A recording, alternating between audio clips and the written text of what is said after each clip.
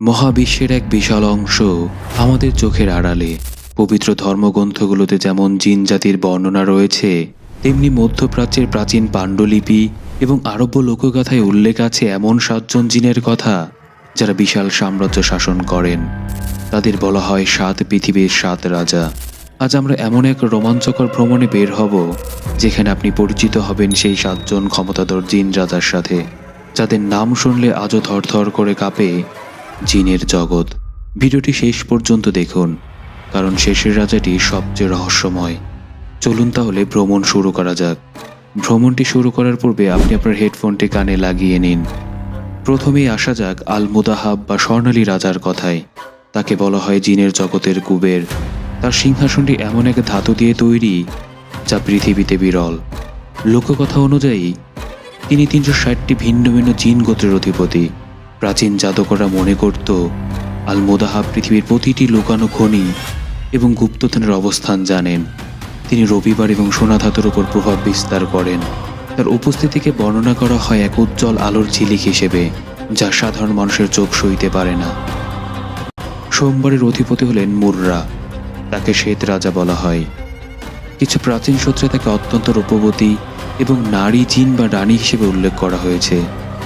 তার প্রধান শক্তি হলো মানুষের মনস্তত্ত্ব। তিনি চোখের পলকে মানুষের মনের গভীরের কথা বুঝতে পারেন। মুররা বা মীরার শাসন জগৎটি শান্ত কিন্তু অত্যন্ত রহস্যময়।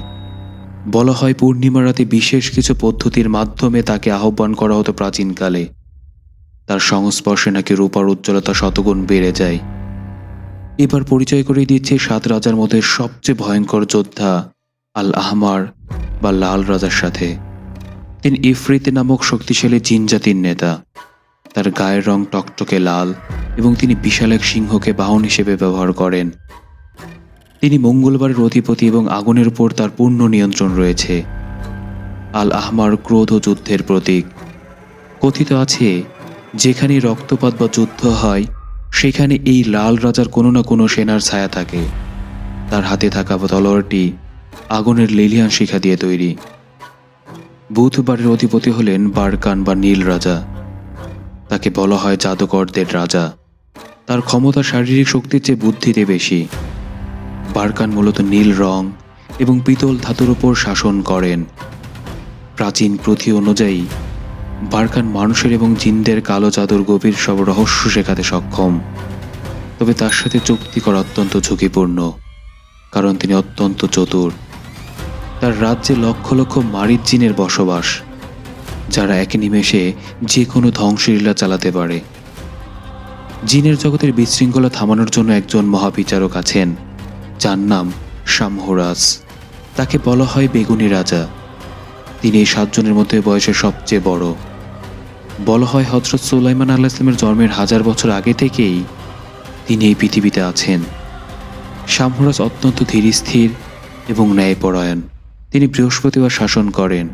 অন্যান্য রাজাদের মতো তিনি মানুষের ক্ষতি করেন না এবং জিনের জগতের আইন অমান্যকারীদের শাস্তি দেন। জ্ঞান ও প্রজ্ঞার সন্ধানে প্রাচীন যুগে অনেক সাধক তার নাম স্মরণ করতেন। শুক্রবার এবং লোহার অধিপতি হলেন জব্বা বা সবুজ রাজা। তাকে বলা হয় জিনের জগতের আধ্যাত্মিক সাধু। তিনি সবসময় এক ধরনের স্বচ্ছ সবুজ বা সাদা পোশাক পরিহিত অবস্থায় থাকেন, যা থেকে এক অলৌকিক জ্যোতি বিচ্ছুরিত হয়। জব্বার কাছে রয়েছে আকাশ এবং বজ্রপাত নিয়ন্ত্রণের অদ্ভুত ক্ষমতা। অনেক কাহিনীতে তাকে ঝড় ও ঘূর্ণিঝড়ের অধিপতি হিসেবেও ডাকা হয়েছে। তিনি অত্যন্ত শান্ত স্বভাবের এবং সৃষ্টিকর্তার ইবাদতে মগ্ন থাকতে পছন্দ করেন। তালিকায় সবার শেষে এবং সম্ভবত সবচেয়ে শক্তিশালী হলেন মাইমুন বা কালো রাজা। তিনি একমাত্র রাজা যার ডানা রয়েছে। তিনি শনিগ্রহ এবং অন্ধকার জগতের অধিপতি। মাইমুনকে বলা হয় শাস্তিদাতা। দানব বা ডেমনরাও মাইমুনের এলাকা দিয়ে যাতায়াত করতে ভয় পায়। তাকে আহ্বান করা প্রায় অসম্ভব এবং কোনো সাধারণ জাদুকর তার সামনে দাঁড়ানোর সাহস রাখে না। কিছু সূত্রে তাকে ইবলিসের ঘনিষ্ঠ সহযোগী হিসেবে বর্ণনা করা হয়েছে, যা তাকে আরও রহস্যময় করে তোলে। বন্ধুরা, এই 7 রাজার কাহিনী আরব্য রজনী এবং প্রাচীন কিতাব যেমন শামস আল মাআরিফ থেকে সংগৃহীত। ইসলামী বিশ্বাস অনুযায়ী জিনের জগৎ সম্পর্কে আমাদের যতটুকু জানা হয়েছে তার বাইরে এই তথ্যগুলো মূলত লোককথা বা মিথোলজির অংশ। তবে এই কাহিনীগুলো আমাদের মনে করিয়ে দেয় যে এই বিশাল মহাবিশ্বে আমরা একা নই, আমাদের অগোচরে রয়েছে এক বিশাল জগৎ। আজকের ভিডিওটি আপনার কেমন লেগেছে? আপনি কি জিনদের নিয়ে এমন আরও কাহিনী শুনতে চান? কমেন্টে আপনার মতামত জানান। ভিডিওটি ভালো লাগলে শেয়ার করুন। ধন্যবাদ।